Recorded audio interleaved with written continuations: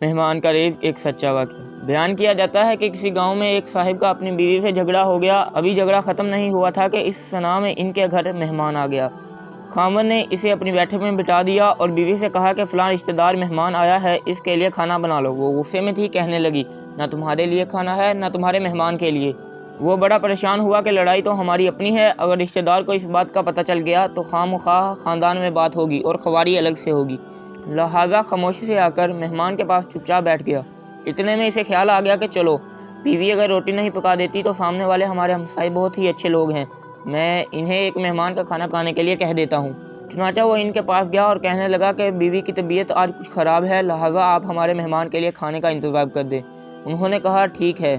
وہ مطمئن ہو کر مہمان کے پاس آ کر بیٹھ گیا کہ مہمان کو کم از کم کھانا تو مل جائے گا، جس سے میری عزت بھی بچ جائے گی۔ تھوڑی دیر کے بعد مہمان نے کہا کہ ذرا ٹھنڈا پانی تو لا دیجیے۔ وہ اٹھا کے گھڑے کا ٹھنڈا پانی لاتا ہوں۔ اندر گیا تو دیکھا کہ بیوی تو زار رو رہی ہے۔ وہ بڑا حیران ہوا اور کہنے لگا کیا بات ہے، اس نے پہلے سے بھی زیادہ رونا شروع کر دیا ہے۔ کہنے لگی بس مجھے معاف کر دیں۔ اس کے خاوند نے کہا کہ بتاؤ تو صحیح، آخر تمہارے رونے کی وجہ کیا ہے، تم ایسے کیوں رو رہی ہو؟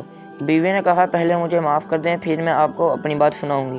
خیر، اس نے کہہ دیا کہ جو لڑائی جھگڑا ہوا ہے میں نے وہ دل سے نکال دیا اور تمہیں معاف کر دیا ہے۔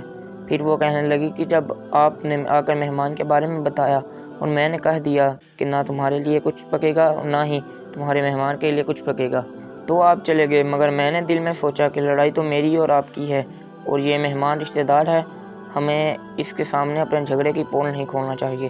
چنانچہ میں اٹھ کے کھانا بناتی ہوں۔ جب میں باورچی خانے میں گئی تو میں نے دیکھا کہ جس بوری میں ہمارا آٹا پڑا ہوتا ہے ایک سفید لباس شخص اس بوری میں سے آٹا نکال رہا ہے۔